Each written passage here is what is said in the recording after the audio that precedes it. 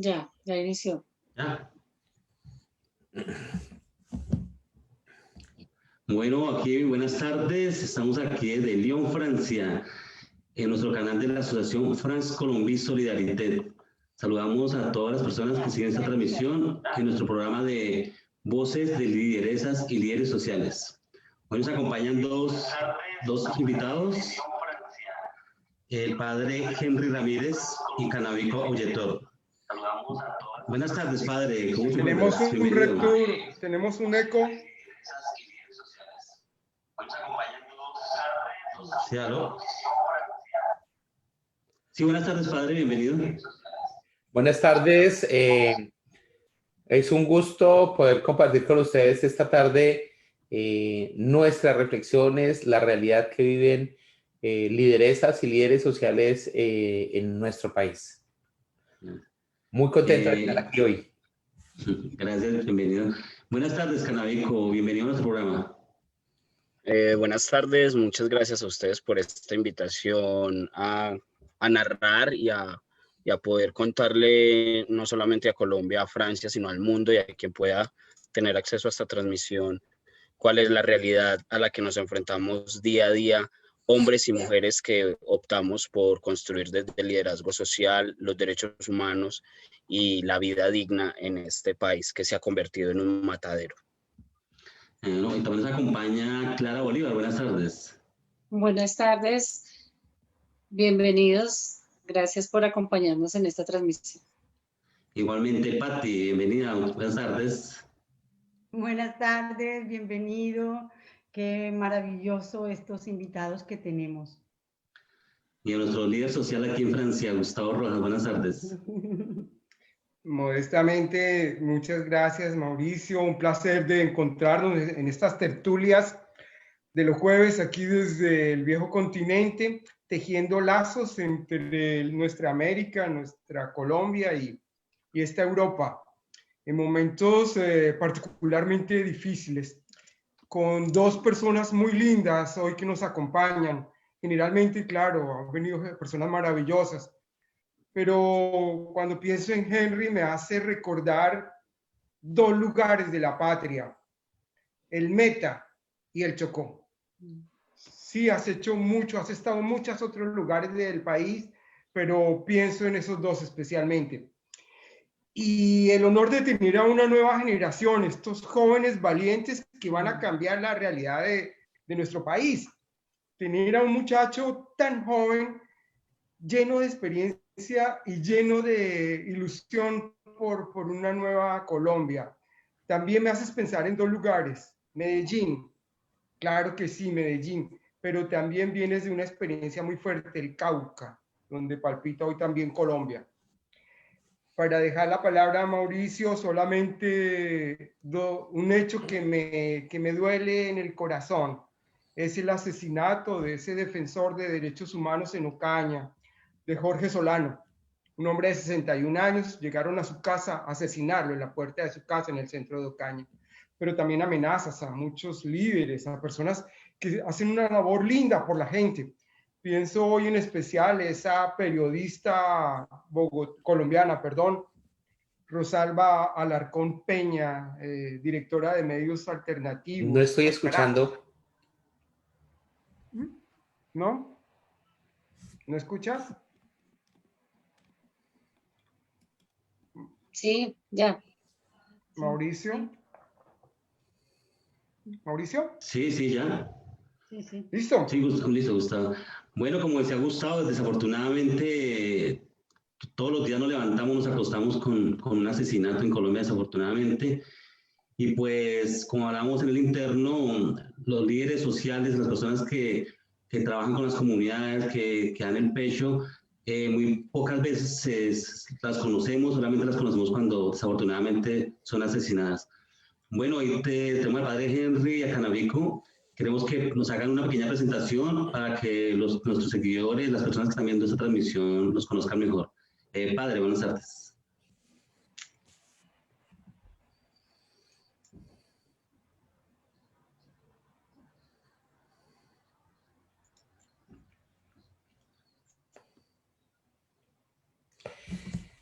Muy buenas tardes. Qué alegría estar con ustedes. Lo digo, para mí, las organizaciones colombianas que están en Francia, por el compartir que hemos tenido durante muchos años, son muy importantes para mí y son increíblemente activos y gracias por crear estos espacios. Mi nombre es Henry Ramírez Soler, soy misionero claretiano. Estoy actualmente viviendo en New Jersey. Trabajo para los misioneros claretianos en una organización que se llama Proclada Internacional, que desde hace 3 años cuenta con estatus consultivo ante el ECOSOC en Naciones Unidas. Y actualmente pues hago parte de este equipo claretiano de incidencia, cabildeo y trabajo por la defensa de los derechos humanos, la búsqueda de alternativas frente al cambio climático, la paz, la reconciliación, el derecho de las personas migrantes y refugiadas y en los pueblos indígenas, especialmente quienes están siendo afectados por el tema de la minería y el extractivismo. Digamos que esas son nuestras prioridades y pues actualmente hago parte de un equipo claretiano que está un misionero claretiano de Sri Lanka que vivió la guerra fuerte en ese país, que conoce y sabe de estas situaciones. También está el padre Miguel Ángel, español, también comprometido en estas causas de la migración, del desarrollo sostenible.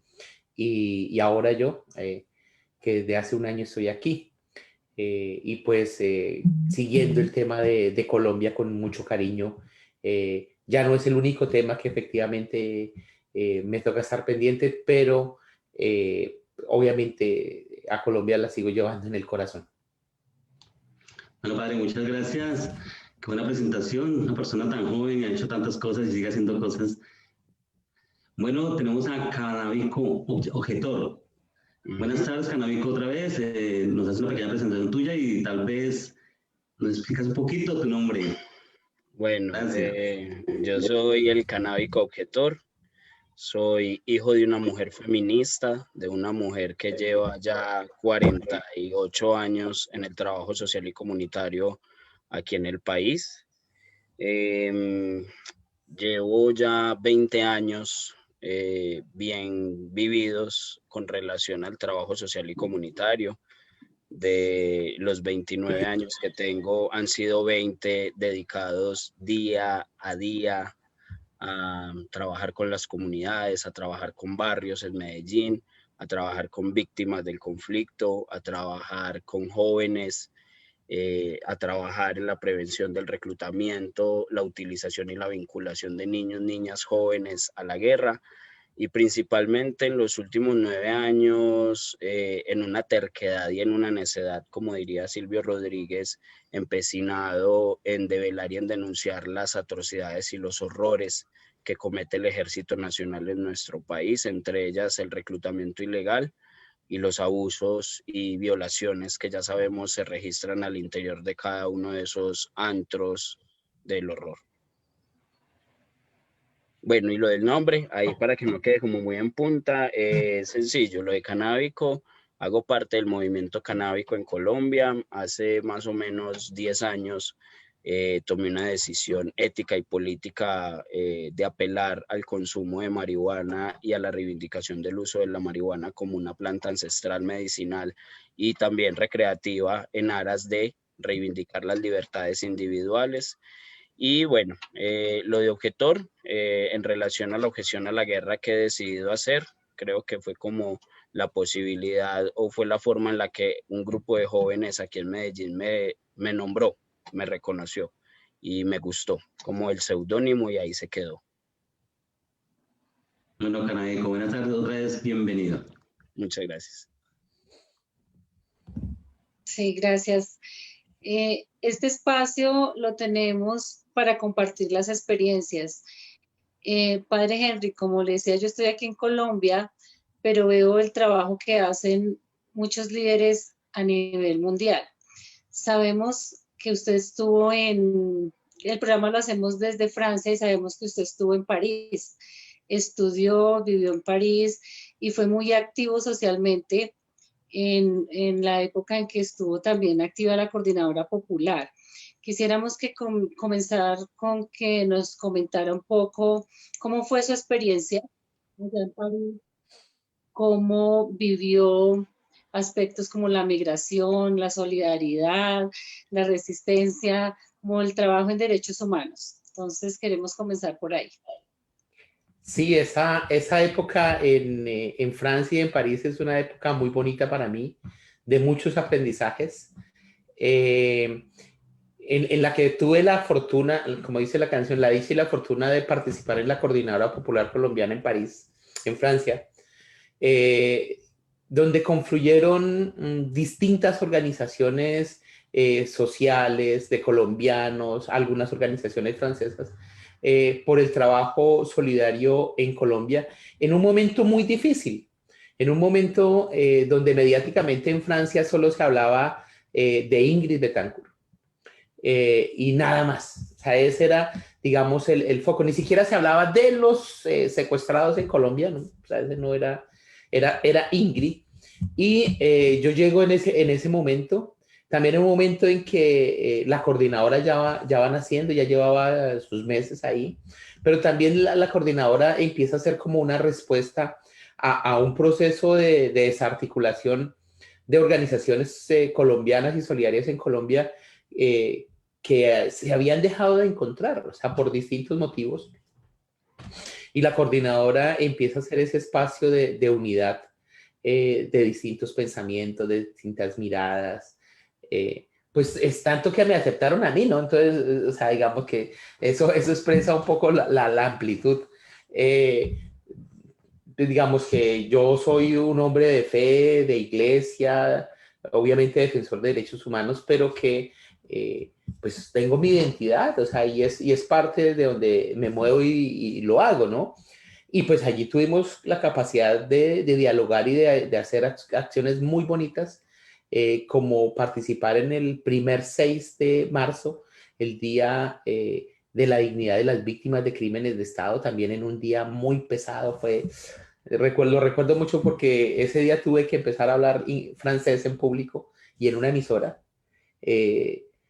donde nos acusaban de ser de la plataforma política internacional de las FARC, y bueno, una cantidad de cosas, y pues ese día también había sido el día previo del bombardeo que le hicieron a Raúl Reyes en el Ecuador.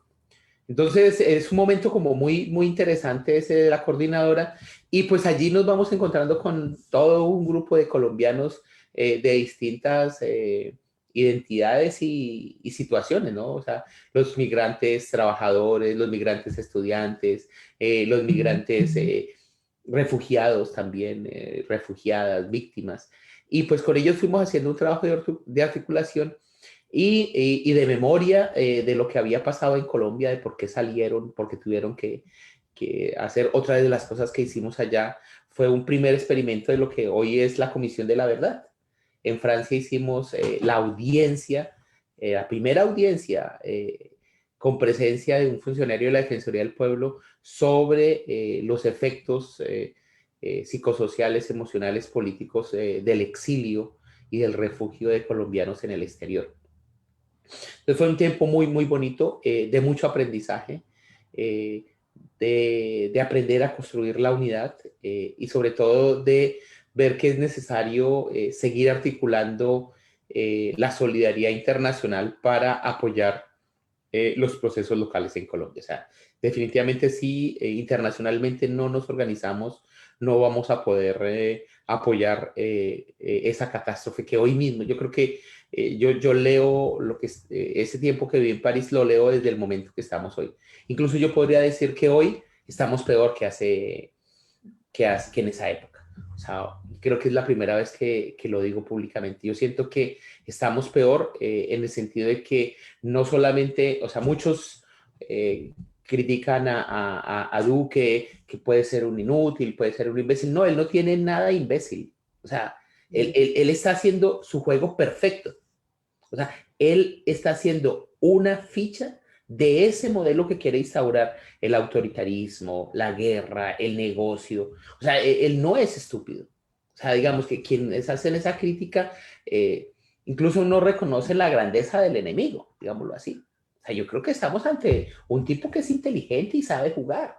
O sea, y está jugando para lo que él quiere jugar, o sea, para la propuesta que encarna él y que encarna el uribismo. O sea, en eso hoy, por eso estamos más graves, o sea, porque ya hay otras personas distintas a Uribe que juegan ese mismo juego. O sea, hace 10, 15 años estaba sobre Uribe. Hoy tenemos ya todo un conjunto de personas, un partido, unas estructuras de gobierno copadas por el centro democrático, y eso es más grave que hace 10 años, hace 15 años, 20 años. O sea, estamos en un momento difícil. Bueno, gracias. Canabico, quiero hacerte una pregunta. Dinos para ti, ¿qué es ser objetor y antimilitarista en Medellín y en Colombia? Bueno, ser objetor de y por conciencia y antimilitarista en Colombia es un reto diario. Es la posibilidad, o más bien sí, es la posibilidad de poner en juego todos los días valores y principios con relación al respeto por la vida del otro y de la otra. Ser objetor, en términos de lo que implica ser objetor legalmente, es la posibilidad de negarme a realizar cualquier acción que vaya en contra de mi conciencia. En este caso, la Constitución colombiana, al igual que la Carta Magna de los Derechos Humanos de las Naciones Unidas, reconocen en el artículo 18 la libertad de conciencia, y es allí donde se expresa nuestra objeción. En términos políticos, la objeción por conciencia para mí es la posibilidad de negarme a ser obediente y a ser sumiso en esta cultura patriarcal y militarista. Es la posibilidad de levantarme todos los días y pensar el desobedecerle al patriarcado, al machismo, a los códigos militaristas. Es la posibilidad de desobedecerle a la disciplina impuesta, que finalmente lo que termina haciéndonos es una forma de alienación con respecto al militarismo.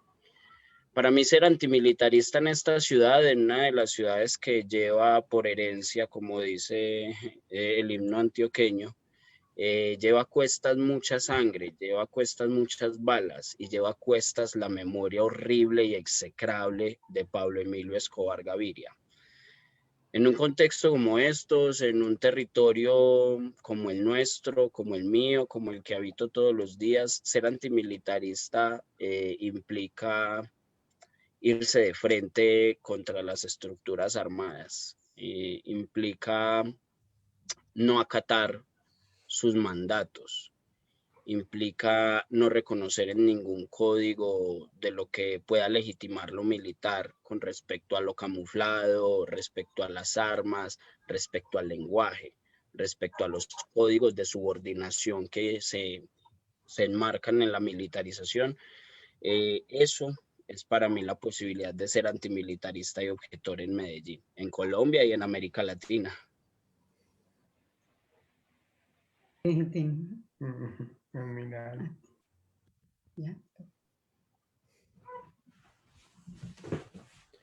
Y quisiera preguntarte, realmente yo te admiro por tantas cosas, y también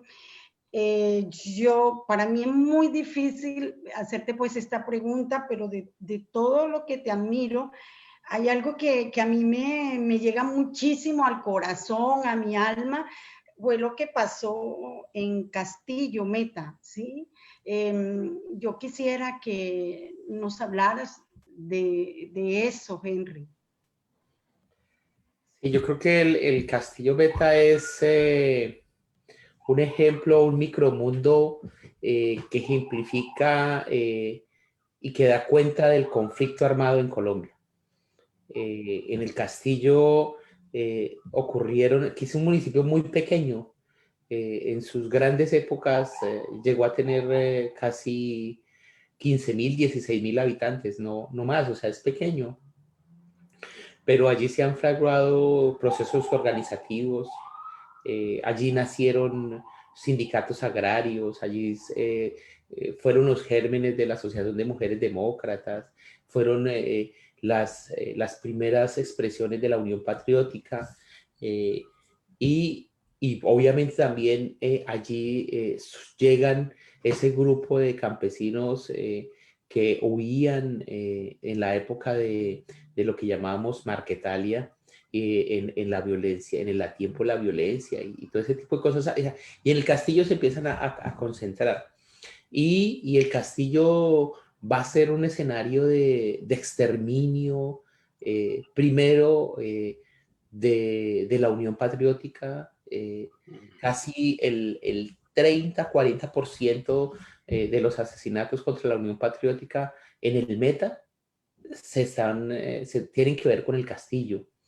Y luego en el 2000, después de la ruptura de los diálogos del gobierno colombiano de Andrés Pastrana con las FARC-EP, se desarrolla una sangrienta arremetida que deja más de 400 personas asesinadas en menos de 3 años. O sea, eso es una barbarie. Masacres, asesinatos selectivos, torturas, desapariciones, combates, presencia de la Séptima Brigada, presencia de los paramilitares, presencia de las FARC, presencia de procesos de resistencia. Por eso digo que el castillo es una muestra pequeñita pero grande de lo que fue el conflicto armado. Pero también un municipio con una riqueza natural, hídrica, de biodiversidad, de gente muy, muy hermosa, de gente que es capaz de sonreír y de resistir de las maneras más creativas. O sea, en el peor tiempo de la ocupación paramilitar, la gente seguía haciendo deporte. Y allí con unas prácticas, y yo me lleno de orgullo, porque no lo he encontrado en otros lugares donde he estado. O sea, la forma como organizan campeonatos de fútbol. Ahora han cambiado, pero por lo menos ahí en Medellín del Ariely se mantiene, y es que allá no se inscriben por equipos, sino el comité organizador inscribe a las personas que quieren jugar. Y ese comité organiza más o menos los equipos para que todos los equipos queden equitativamente organizados. De manera que todos tienen la posibilidad mental de decir, tenemos la posibilidad de ganar. O sea, eso yo no lo he encontrado en ningún lado. O sea, esa manera, y eso es algo que hoy tal vez la gente de Medellín del Ariely no es consciente de eso. Y que tal vez ahora, con el influjo mediático, ya ahora los campeonatos sí, porque son más competitivos y entonces hay que sacar el mejor equipo. Incluso después en otro momento había una expresión y era la rosca. Que la rosca era el equipo que iba a jugar a otros municipios, a otros lados. Pero al interior del pueblo se armaba, o sea, no se hacía la rosca, sino que se hablaba. Esa expresión organizativa, por ejemplo, expresa mucha de la esencia colectiva de ese pueblo. Y pues allí también se configuró una experiencia de resistencia humanitaria en Civipaz, de experiencia en medio de la guerra, del control paramilitar, de decirle, hay un lugar para la población civil, hay un lugar para la posición política en medio de la guerra. Y decirle al ejército, a los paras, a la policía, a la guerrilla, nosotros tenemos nuestra posición política, pero nosotros no participamos en acciones armadas.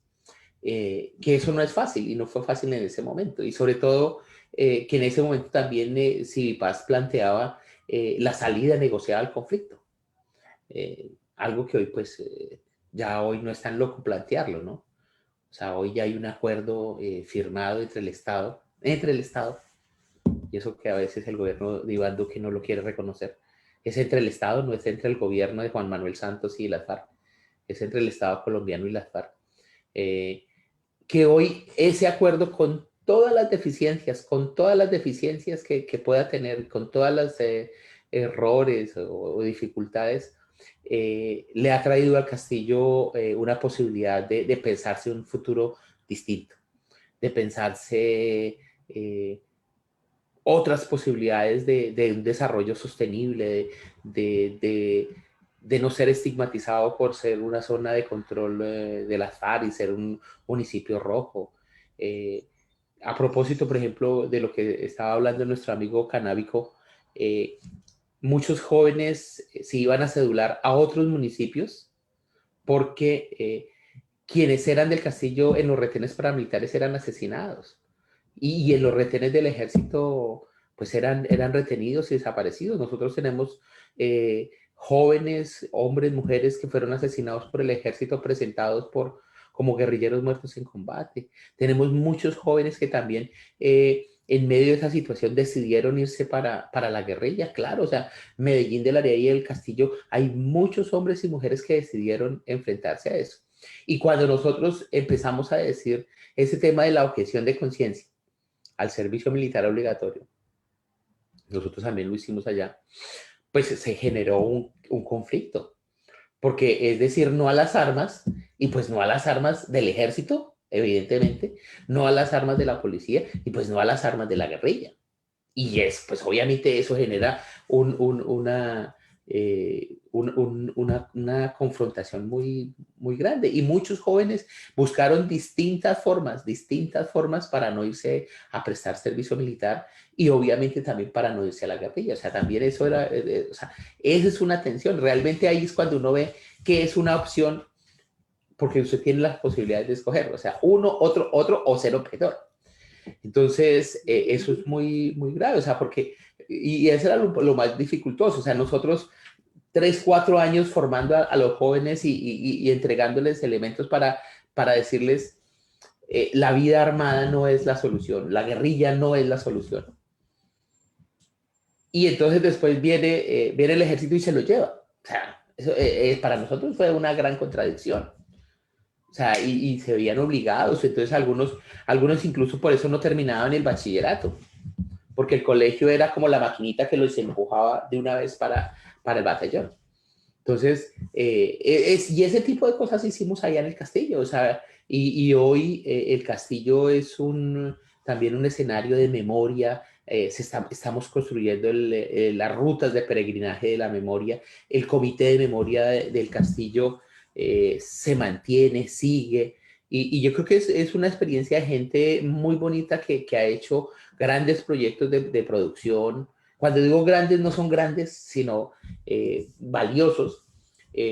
Las mujeres en torno al café o al plátano o quienes en torno a la leche están buscando cómo transformar la ganadería, que también es un problema. O sea, y allá en el castillo no es que haya grandes ganaderos, pero la ganadería es un sector importante y pues obviamente se sabe que la ganadería destruye el medio ambiente. Entonces, el castillo es ese escenario, ese paisaje de resistencias, de sufrimientos y de luchas que nos ha dado mucho de aprendizaje, que yo creo que del castillo ha entregado mucho a lo que hoy se ha construido en la Comisión de la Verdad, a lo que se ha construido en la unidad de búsqueda y a lo que se ha construido en la JET. Sí, así como esta es que nos cuenta el padre, muchos territorios de nuestro país tienen historias, tienen memorias. Canábico, sabemos que estás en Medellín, que viviste mucho tiempo en Medellín y has actuado allí, has estado muy activo allí. En Colombia recordamos mucho y hay recuerdos dolorosos de la Operación Orión. Quisiéramos un poco que nos contaras para quienes nos escuchan y no sabemos completamente cómo es esta historia en Medellín, qué es la Comuna 13, cómo vive la Comuna 13 y tal vez qué secuelas dejó esta operación allá y cómo se ve en este momento desde tu visión.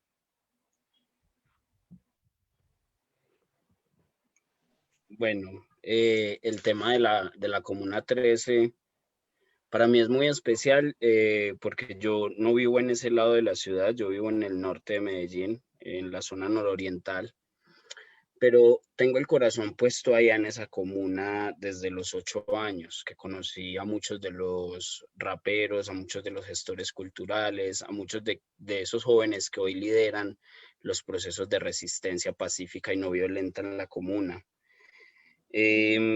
También conocí desde muy pequeño a muchos de los que hoy son ese recuento de nuestros raperos asesinados en medio de la guerra y de la violencia. Andrés Medina, Colacho, Giel, El Gordo. Es una lista que esperamos que pueda ser terminable, que no se nos haga interminable, porque finalmente lo que pasó en la Comuna 13 después de la Operación Orión sencillamente le dice al país y le dice al mundo a grito herido que la Operación Orión nunca terminó. Durante el 2002, llegando el Matarife de Álvaro Uribe Vélez a Palacio de Nariño, esta ciudad estaba convulsionada. Don Berna tenía el control de gran parte de la ciudad, pero desafortunadamente no tenía el control de la Comuna 13 porque allí se asentaban históricamente, perdón, las milicias urbanas de guerrillas, ELN, FARC, estaban los comandos armados revolucionarios del pueblo y para el pueblo. Y ese año puntualmente, la orden que sale de Palacio de Nariño es que se tiene que retomar la seguridad a toda costa de la Comuna 13, puntualmente. No de toda la ciudad, no de toda Medellín, como pasó en el 90, con todo el tema de la crisis del narcotráfico, cuando César Gaviria nombra a María Emma como alta consejera para la paz y la seguridad aquí en Medellín, que es donde nacen las casas juveniles, que después con toda la ola de violencia y guerra terminan diezmadas y terminan en manos de hoy grupos paramilitares. En ese momento, entonces, en 2002, hubiéramos pensado que se iba a retomar la seguridad de toda Medellín, pero por vías institucionales, de inversión social, de presencia estatal. Nunca nos imaginamos que el 21 de mayo, día del que dicen no se hable, en la Operación Mariscal iba a abrirse la puerta del infierno para la Comuna 13. Es ahí donde empieza gran parte de ese historial de horror. Ese 2002, la Comuna 13 vivió 21 operaciones militares mal contadas, porque sabemos que hay operaciones militares que se quedan entre lo oficial y lo no oficial. 21 operaciones militares que lo que hicieron fue asolar la vida de los habitantes y las habitantes de la Comuna 13, llevarlos al extremo de revictimizarles. En la Comuna 13, como al igual que en muchas de las comunas populares de la ciudad de Medellín, la gran mayoría de habitantes vienen desplazados de la guerra histórica de esa Colombia profunda que le dijo sí a un acuerdo de paz con las FARC. Y luego esas personas terminaron saliendo de la Comuna 13 de manera espavorida por el rigor de la guerra que se imponía en ese año. Llega el 16 de octubre del 2002, ese día, creo que para gran parte de los paisas y para quienes tenemos ese nivel de empatía por lo social, se nos queda tatuado en la memoria el nivel de horror. Yo, desde el lado que estoy en mi casa, yo escuchaba unos helicópteros, pero yo no entendía y no quería como asimilar qué era lo que estaba pasando. No lo podía asimilar. Pasaba una hora y el teléfono de mi casa no paraba de repicar. Desde las organizaciones sociales llamaban a mi mamá, las amigas, las compañeras llorando, dolidas, porque nos preocupaba la vida de toda una comuna, pero en especial la vida de nuestros amigos y de nuestras amigas, de nuestros compañeros líderes sociales. Socorro Mosquera es una mujer emblemática en la Comuna 13. Socorro Mosquera hoy dirige AMI, que es la Asociación de Mujeres de las Independencias, y es una de las sobrevivientes. A Socorro la querían matar los militares y los paramilitares. A una mujer adulta, una mujer afro, una mujer que se había dedicado durante casi toda su vida estando en esa comuna a vivir por y para la comunidad. Entonces ese día, ese 16 de octubre, la noche se nos hace larga, se nos hace eterna, con los helicópteros sobrevolando a Medellín, y luego ya al amanecer del 17 de octubre despertamos al horror de lo que las imágenes de Jesús Abad, por ejemplo, delatan, de hombres encapuchados, de civil con botas de caucho, apuntando y sentenciando a muerte a los habitantes de la 13, en complicidad con los militares, en complicidad con el general Mario Montoya, en complicidad con la hoy vicepresidenta de este país, Marta Lucía Ramírez, quien no ha querido responder por ese horror, en complicidad de el hoy exgobernador de Antioquia, en ese entonces alcalde Luis Pérez Gutiérrez. Lo que pasó con la Operación Orión y lo que pasó en la Comuna 13, y que es parte de ese gran relato de guerra que para nosotros se vuelve difícil seguir sosteniendo, porque también ya nos cansamos de seguir narrando ese dolor y queremos seguir narrando la resistencia y la esperanza en la que nos convirtieron, porque ahí apelo a una frase que rueda por ahí en medio de esta pandemia, es que nos quisieron enterrar, nos quisieron esconder, pero somos semilla y la semilla siempre vuelve a nacer. Y eso fue lo que pasó en la Comuna 13. La quisieron someter a la barbarie de la guerra, y años después asistimos a los Grafitour, asistimos a los Revoluciones Sin Muerto, que fueron los conciertos de hip hop más importantes de este país, de los más grandes, pero que después nos marcó el dolor cuando nos asesinan al gestor de Revolución Sin Muertos. Justamente no hace mucho, 31 de octubre, ya se van cumpliendo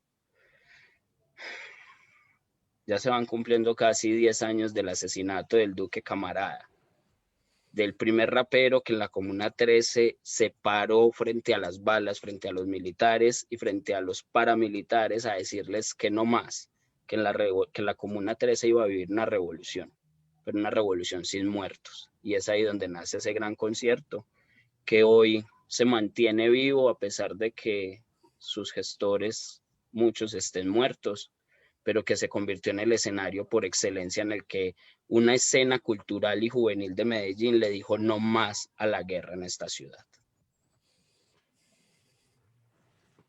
Gracias, Canabico. Sí, conocer estas historias y vivir estas historias es lo que lleva a muchos de los líderes sociales a emprender esa acción de defender los derechos humanos. Sabemos, padre, que usted ha sido un fiel defensor de los derechos humanos en varias partes. Quisiéramos que nos diera como un análisis de cómo ve ese aspecto en este momento en nuestro país. ¿Cómo estamos en cuestión de derechos humanos aquí en Colombia, desde su análisis? Más que mi análisis es, yo creo que también lo que la Coordinación Colombia-Europa-Estados Unidos en su último informe sobre la situación de derechos humanos ha planteado en torno a lo que llamaron el aprendiz. Y que yo insisto, o sea, no es un aprendiz, o sea, él está jugando el juego muy bien jugado. O sea, está jugando un juego meditado, calculado.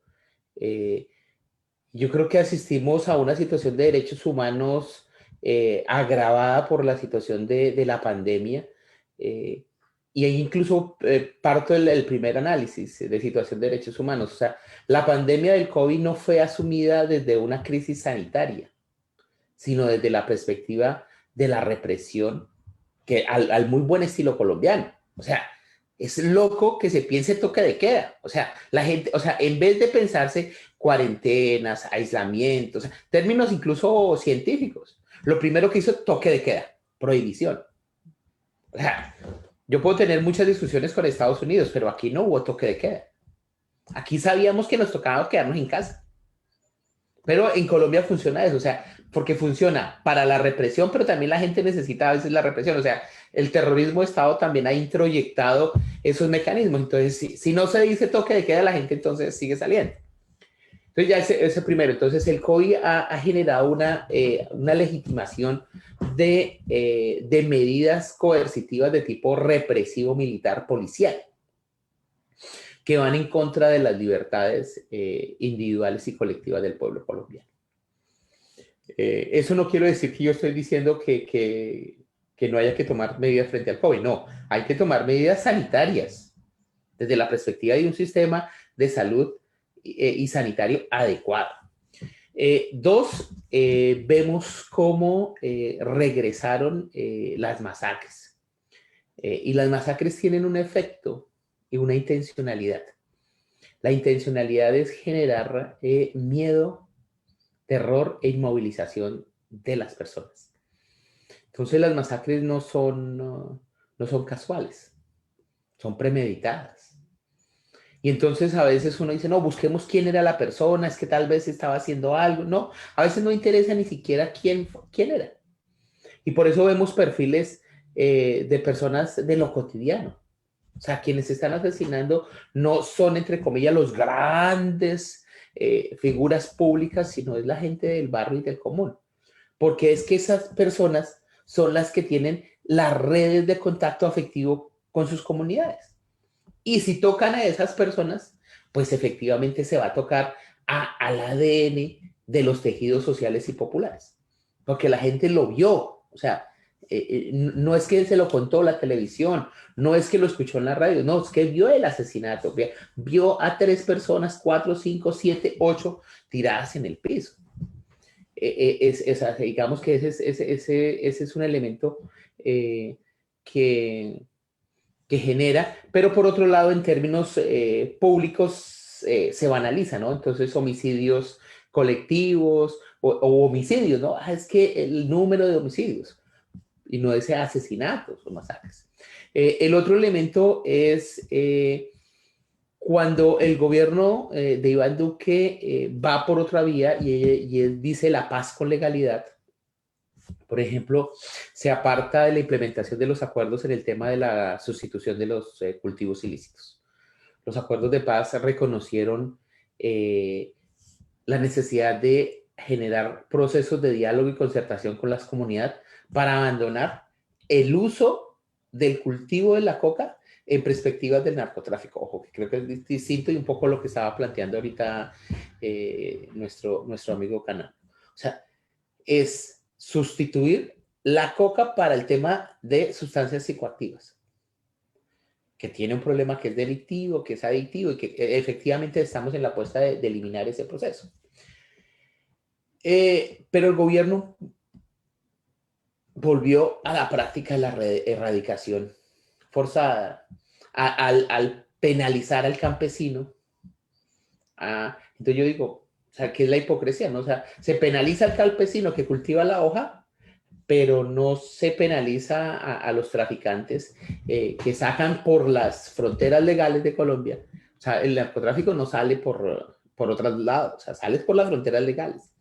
Entonces no se penalizan a esas personas, entonces, y se penaliza al campesino, se penaliza al pobre, aprovechando de sus condiciones de que no tiene carreteras, no tiene infraestructura, no tiene nada. Entonces, pues obviamente que el campesino sucumbe a esa realidad.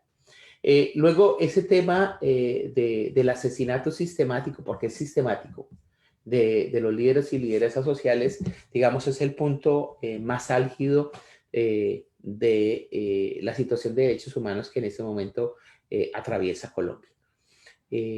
Porque, como lo decía, que tiene que ver con lo demás, son esas personas que construyen ese tejido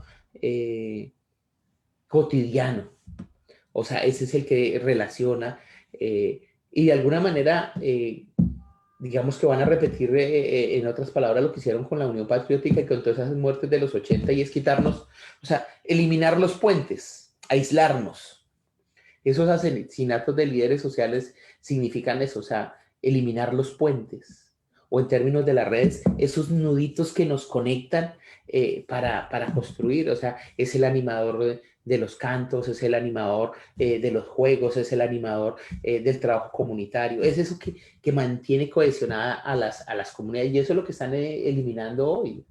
Entonces, ese es el elemento más grave del tema de los derechos humanos, porque no solamente se está afectando el derecho a la vida de los líderes y líderes sociales, sino que se está afectando todo un conjunto de derechos por el que la población colombiana reivindica: el derecho a la salud, el derecho a la educación, el derecho al transporte, el derecho a la libre expresión, a la participación política. O sea, al asesinar un líder político, partamos incluso de la hipótesis de que el gobierno no tiene nada que ver con el asesinato de los líderes sociales. Perfecto.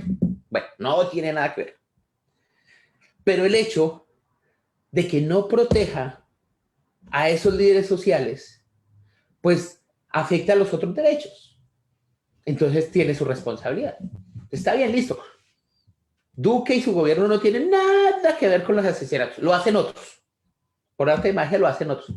Pero el hecho de que él como Estado no garantice eso, pues efectivamente lo que hace permitir es que la vulneración de los derechos se extienda más allá de los líderes y las lideresas sociales. O sea, estamos en un momento en que los asesinatos son la expresión de la violación sistemática de los derechos humanos de poblaciones enteras, que ya les da miedo participar en escenarios políticos, les da miedo en escenarios. O sea, ya hoy conseguir una persona para que sea presidente de la Junta, en algunas zonas es imposible.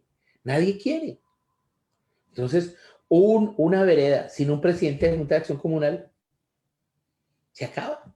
Una vereda sin una asociación de padres de familia de la escuela, pues no existe. O sea, y además sumado, y ese es el otro elemento de la situación agravada de los derechos humanos, es que en Colombia más de un centenar de indígenas, hombres y mujeres, han sido asesinados.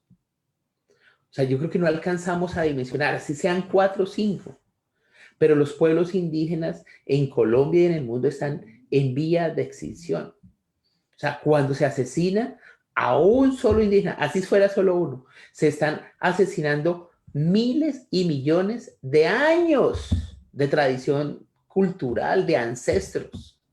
O sea, de culturas, de idiomas, de idiosincrasias, de cosmovisiones, que eso no se recupera.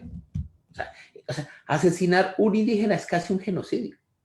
O sea, porque hay grupos étnicos en Colombia que son 65 personas. Y si se las asesinan 2 o 3, es decir, se está condenando al exterminio.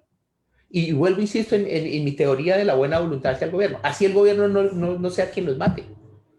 Pero si el gobierno no genera las condiciones de proteger a esa población, y entonces uno dice, ¿por qué la Mesa Nacional de Garantías está ahí como que sí funciona, como que no funciona?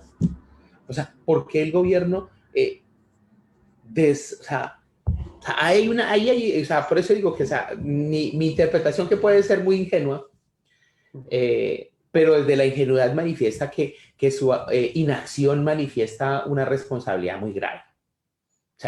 O sea, si efectivamente, si eso no está en manos del gobierno, los asesinatos, pues quiere decir que tampoco está gobernando. Entonces tendría que hacerse a un lado. Entonces eso manifiesta también. Pero como digo, o sea, y lo mantengo, o sea, Duque sabe lo que está jugando.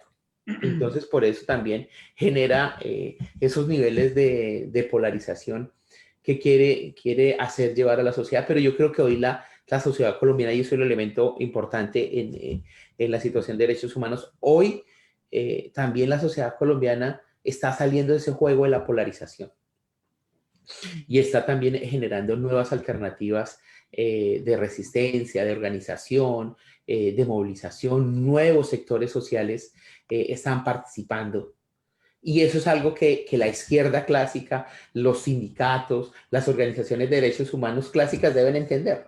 Hoy hay un nuevo sujeto social que emerge en la reivindicación social, que no se siente representado en ninguna de esas expresiones, en ninguna. Y que por lo tanto hay que generar ese espacio, hay que permitir, porque ahí también está el secreto. O sea, la expresión del paro, vemos que la cantidad de personas de la sociedad, de los pueblos que no pertenecían a ninguna organización social, fueron detenidas, fueron asesinadas, fueron detenidas irregularmente. Y entonces, obviamente que eso genera un desafío más grande, porque el tema de monitorear qué pasa es más difícil. Pero también expresa que hay un buen grupo de personas, ciudadanos y ciudadanas, que están emergiendo desde una nueva condición social, que hoy la izquierda o las expresiones políticas progresistas, digamos, o decentes, tienen que entender que hay una nueva manera de pensarse y que por eso digamos que ha sido más represivo el Estado colombiano en ese sentido. Y por eso estamos asistiendo a un incremento de las violaciones de derechos humanos e insisto en el maquillaje mediático que el gobierno colombiano ha hecho. O sea, el gobierno de Iván Duque a nivel internacional tiene una muy buena imagen. Muy buena imagen. O sea, a mí me sorprende escuchar las reuniones en el Consejo de Derechos Humanos en Ginebra. Todo el mundo aterrorizado por lo que pasa en Venezuela, Nicaragua, Cuba. Que bueno, hay preocupaciones y yo las comparto. Pero muy pocos países y misiones se expresan de lo que está pasando en Colombia. O sea, frente a las masacres. O sea, a veces en el Consejo de Seguridad de Naciones Unidas, obviamente porque el Consejo está haciendo un seguimiento especial ahí, se toca el tema, pero son ese círculo pequeño del Consejo, ¿no? Son 15 miembros, 17 miembros, entonces uno dice, ¿qué pasó ahí? Y no es la comunidad internacional la que presiona que está en peligro la democracia en Colombia. Y para mí sí está en peligro la democracia en Colombia. Porque se están asesinando a quienes construyen cotidianamente la democracia. Y eso en un Estado social de derecho es la mayor violación de derechos humanos. O sea, cuando no se garantiza el derecho a la participación social y política de las personas. Y eso pone en entredicho lo que está pasando. Piensen que lo que pasó en Bolivia. Hubo un golpe de Estado. Claro, hubo represión, Hubo elecciones, pero la gente se movió. Digamos que allá no están al nivel tan, tan descarado de asesinar tanta gente. Allá se recompuso, se hizo y se restableció la democracia. De un momento que se interrumpió, efectivamente lo de Evo fue así, bien utilizado y bien manejado, pero efectivamente frente a Colombia uno dice, ¿qué pasa, no? ¿Qué pasa? Entonces, pues es un poco frente al análisis que yo hago de la situación de derechos humanos en Colombia. Bien, Canábico, siguiendo un poco el hilo que planteaba el padre Henry, el tema de los movimientos sociales, el tema de un resurgir de unas nuevas generaciones que la encarnas tú de muchas maneras, de una manera muy vital. Te veo con los colores rojo y verde. Tú estuviste en la Minga, tú fuiste portavoz de esas juventudes, en esa expresión tan importante de esta Minga 2020. ¿Por qué no nos cuentas qué viviste, qué te dejó, qué aportó para ti, para los movimientos sociales y qué perspectivas ves tú en una dinámica social de movilización y de resistencia a lo que estamos viviendo? Bueno, gracias a la vida, como decía Mercedes, y gracias a la movida pudimos estar en Bogotá generando un espacio y un proceso de acercamiento y de acompañamiento a esa llegada que iba a ser la Minga a Bogotá. Nosotros estuvimos el 13 de octubre en Bogotá generando un plantón. Lo queríamos hacer en la Plaza de Bolívar, pero estaba cerrada, estaba vetada para la democracia. Hicimos un plantón en el Parque Santander, cerca de Plaza Bolívar, en el cual estábamos haciendo una reflexión y generando pedagogía sobre la moción de censura al ministro de Defensa, Carlos Holmes Trujillo, por ese contexto que ya acaba de dar el padre Henry.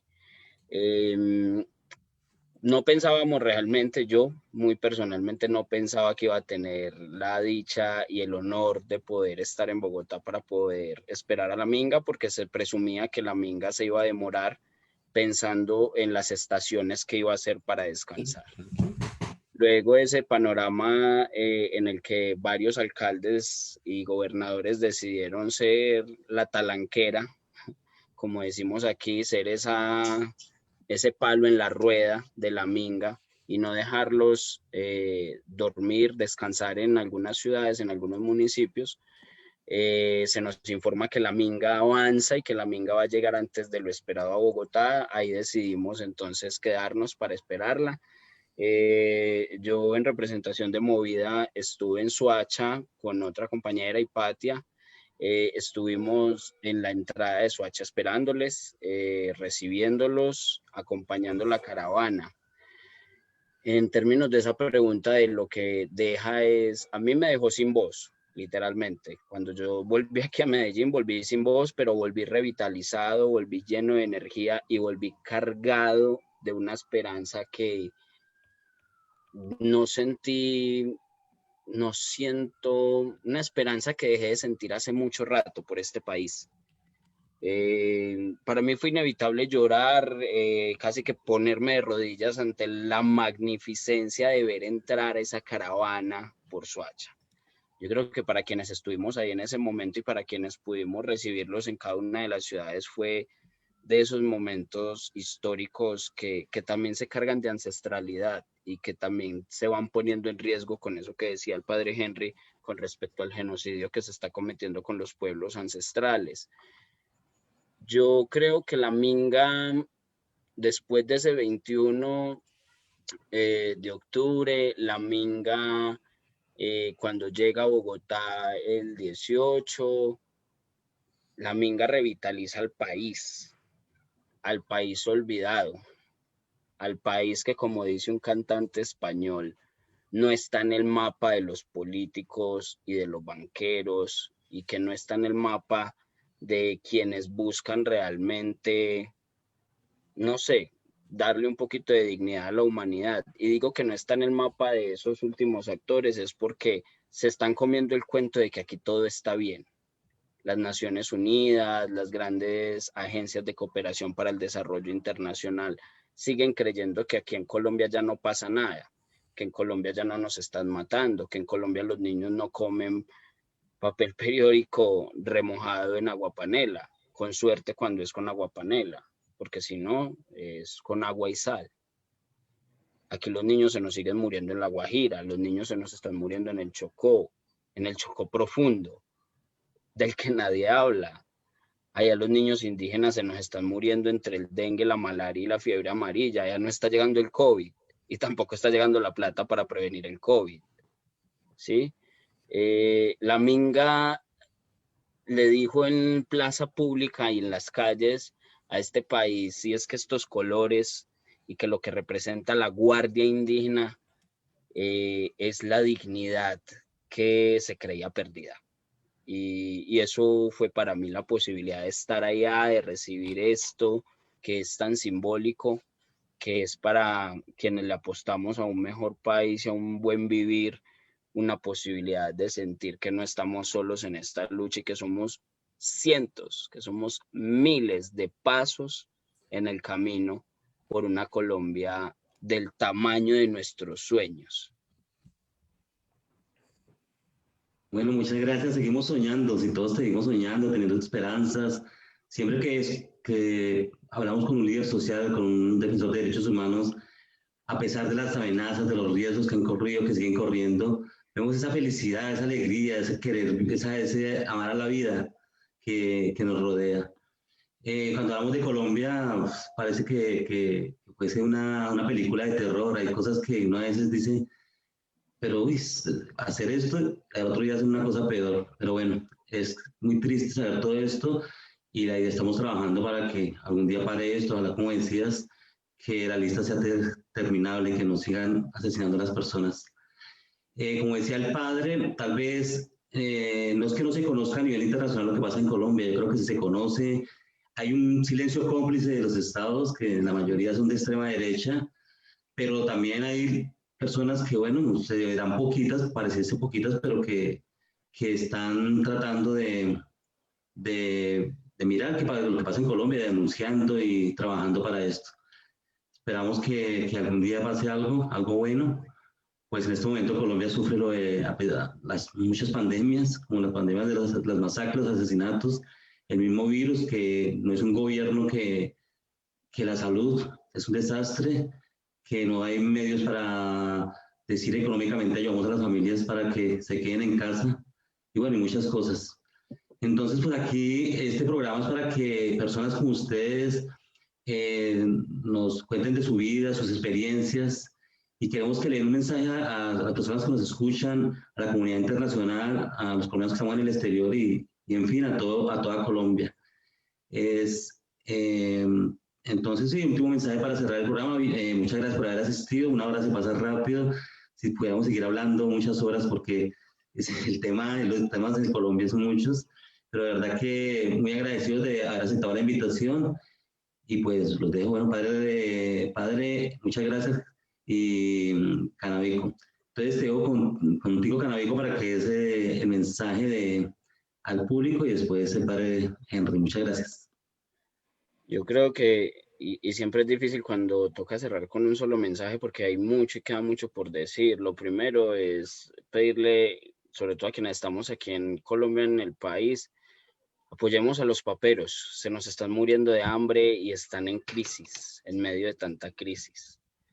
Desde Movida Colombia estamos convocando a desarrollar y a acompañar con unas caravanas la compra de los cultivos de papa que ellos están teniendo que salir a las carreteras casi que a botarla.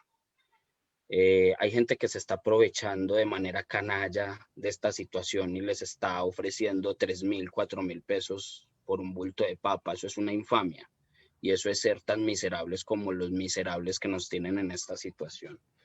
Yo le quiero decir a este país, le quiero decir al mundo, le quiero decir a la comunidad internacional que aquí nos están matando, nos están masacrando, que el gobierno nacional es cómplice de ello, que el Estado colombiano posa de manera canalla, también por qué no decirlo así, en un silencio absoluto y en una indiferencia perpetua.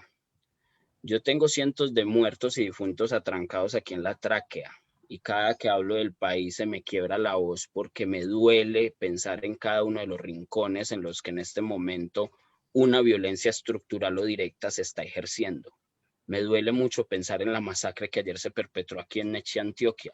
Me duele mucho pensar en que ya llevamos acumuladas más de 200 masacres. Y eso pareciera que a nadie le dice nada. Y cuando digo a nadie es a quienes tienen que tomar decisiones frente a estas situaciones. Yo le pido al gobierno nacional que pare esta matazón, que haga realmente un desmonte de los grupos paramilitares y que por favor dejen de proteger a las águilas negras, que ya sabemos que son águilas verdes al interior de los comandos militares.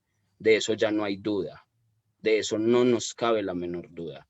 Y quiero decirle también al país que es necesario que volvamos a las calles, que estamos en pandemia, pero la democracia no puede seguir en cuarentena.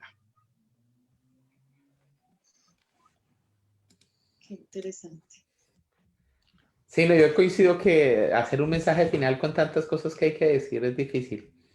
Pero quiero enviar un saludo muy especial y también hacer una invitación a quienes nos escuchan y a quienes nos siguen, que estén pendientes de una nueva experiencia que se está haciendo en el sur del departamento del Meta, con las comunidades del Guayabero, el espacio humanitario campesino del Guayabero, que como expresión campesina, civil, de campesinos y campesinas afectadas por ese fenómeno de la erradicación forzada de la coca, en el que tanto el gobernador del Meta como las autoridades nacionales los han catalogado de delincuentes, terroristas.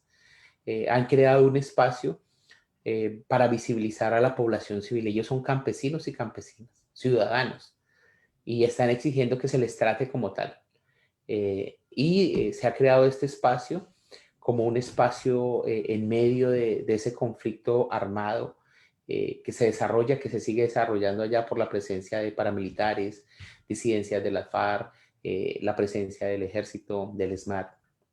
Entonces, un saludo especial para esos campesinos y campesinas que hoy le dicen sí a la vida, sí a la esperanza, sí a los sueños de una tierra digna.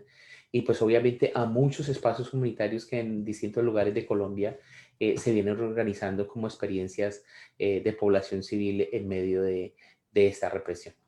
Muchas gracias y tendremos que seguir, así como lo decía Mauricio, la comunidad internacional y los grupos de solidaridad en Colombia en el extranjero juegan un papel muy importante y es necesario seguir construyendo lazos de fraternidad, de unidad, de articulación.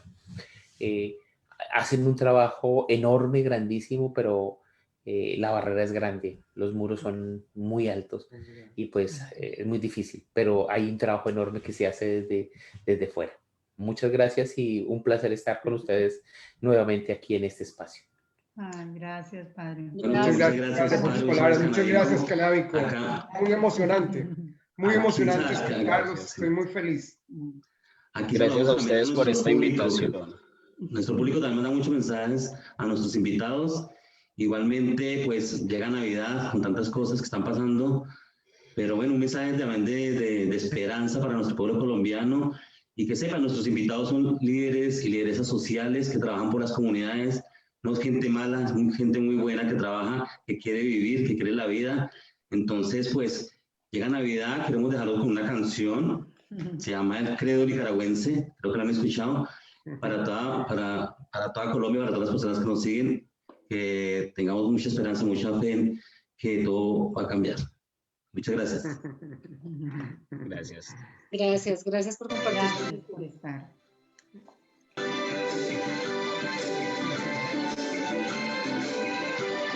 Claro.